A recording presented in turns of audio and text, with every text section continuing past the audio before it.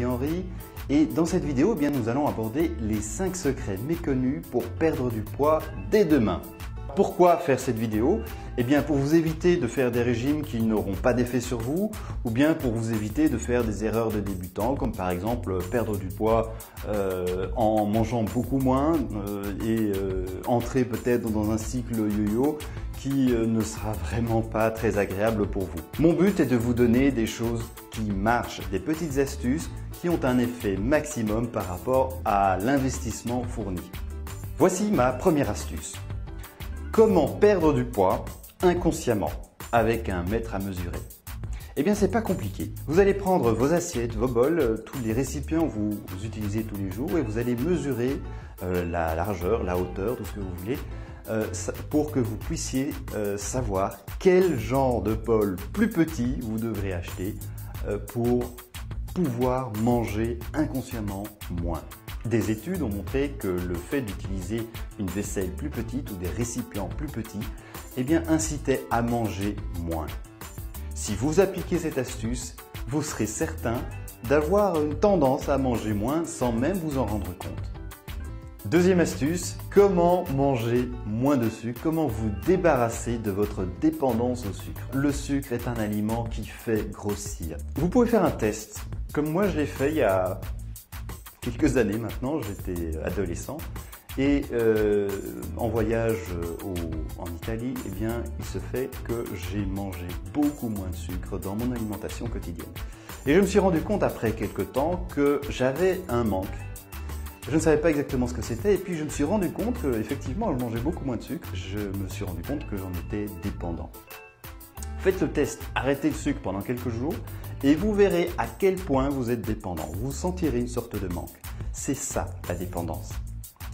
Alors pour arrêter cette dépendance, la meilleure chose à faire, ce que j'ai fait moi, c'est de diminuer quotidiennement votre dose de sucre. Mais diminuer de manière à ce que vous ne vous rendiez pas compte que ce sucre est apporté en moins grande quantité dans votre corps. Il faut que vous ne vous rendiez pas compte de cette diminution d'apport de sucre. Quand vous vous êtes débarrassé de cette dépendance au sucre, surtout, ne retombez pas dans le piège du sucre. Troisième astuce, vous pouvez perdre de la graisse dès le début de la journée en faisant de l'exercice, un peu d'exercice, que ce soit un petit footing pendant 20 minutes, une demi-heure, avant le petit déjeuner. De cette manière, le corps va puiser directement dans ses réserves de graisse pour accomplir l'effort et par la suite, eh bien, prenez un petit déjeuner brûle-graisse. Pour plus d'informations à propos de cette astuce, eh bien, je vous renvoie à un article que j'ai publié le 1er avril de cette année-ci, 2012, qui se trouve sur le blog dans la partie archives. Il y a un onglet tout en haut du blog, archives, cliquez dessus et vous verrez tous les articles rangés par ordre chronologique. Le 1er avril, un article est sorti qui parle spécifiquement de cette astuce dont je viens de parler dans cette vidéo. Quatrième astuce, comment manger de la bonne graisse? Parce qu'en réalité, la graisse en soi ne fait pas grossir. C'est surtout la conjugaison de graisse et de glucides qui fait grossir. En réalité, normalement, ce sont les glucides qui font grossir. Mais si vous prenez en plus des glucides avec des lipides, à ce moment-là, c'est le bouquet, vous allez grossir encore plus. Donc en fait, si vous prenez la graisse isolément, eh bien en réalité, vous n'allez pas prendre plus de poids. Et en plus, il y a des bonnes graisses qui vous aideront à perdre du poids. Et ces graisses, ce sont des graisses insaturées, oméga 6, oméga 3, qui sont beaucoup trop peu utilisées dans la nourriture de tous les jours, dans notre culture en Occident, et qui devraient être beaucoup plus répandues. Alors, où se trouve-t-on cette bonne graisse, cette graisse insaturée? Eh bien, on les trouve essentiellement dans tout ce qui est huile végétale et dans toutes les graines correspondantes. C'est-à-dire que ce sont les huiles d'olive, les huiles de sésame, les huiles de noix, les huiles de noisettes, les huiles de colza, les huiles, etc., de tournesol. Toutes ces huiles-là sont à des degrés divers, bien pourvues en bonne graisse. Et vous pouvez aussi trouver des bonnes graisses dans les poissons. Tout cela peut vous aider non seulement à avoir un corps plus sain, mais aussi si vous les utilisez de la bonne manière, c'est-à-dire avec de la salade, avec toutes des bonnes choses, des aliments à l'indice glycémique bas, tout cela vous aidera à perdre du poids. Et enfin, dernière chose à laquelle on ne pense pas beaucoup, c'est la 5e astuce, aidez-vous vous-même.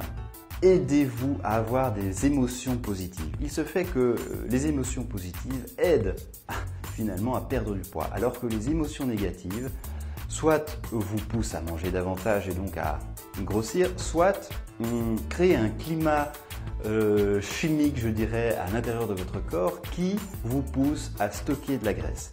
Donc les émotions négatives, les pensées négatives, il faut absolument les éviter. Et parfois, chez certaines personnes, c'est essentiellement ce genre de cause qui les fait prendre du poids. Donc c'est très important de faire en sorte que vos émotions, votre état mental soit positif. Alors il y a quelques trucs. Par exemple, vous pouvez faire du sport. Alors, vous allez me dire, oui, mais le sport, j'aime pas. Non, non, mais le sport, c'est très important parce que non seulement ça vous aide à avoir un corps en meilleure forme, avec plus de tonus, mais en plus, ça vous aide à avoir plus de confiance en vous. Surtout si vous faites un sport, je dirais, avec des amis, etc. Parce que vous progressez avec d'autres. Deuxième chose que vous pouvez faire, c'est vous créer des émotions positives. Si vous avez un truc que vous aimeriez vraiment faire à certains moments, plutôt que de grignoter, eh bien vous faites cette chose que vous aimez faire. Créez un climat positif autour de vous, dans votre tête, pour ne pas avoir envie de grignoter ici et là. Et enfin, dernière chose, ça rejoint ce que j'ai un peu dit jusqu'ici, faites en sorte que lorsque vous avez quelque chose de négatif qui vous arrive, vous ne soyez pas tenté de vous plonger, de résoudre le problème avec la nourriture. La nourriture n'est pas une solution. Si vous voulez solutionner quelque chose, ne le faites pas avec la nourriture. Si vous voulez solutionner une émotion, n'importe quoi, n'utilisez pas de nourriture, faites autre chose, bougez, faites une activité, pensez, parlez, je ne sais pas, mais ne mangez pas. Voilà. Changez vos habitudes. Si vous avez été habitué à ça, c'est possible, parfois certaines personnes dans leur famille, on résout les choses en mangeant. Mais écoutez, ce n'est pas une solution, il faut faire les choses autrement. Voilà, c'était mon dernier conseil pour aujourd'hui. J'espère que tout ça résonne en vous, que vous allez pouvoir avancer grâce à ça. En tout cas, toutes ces astuces sont des astuces qui peuvent vous aider, soyez-en convaincus.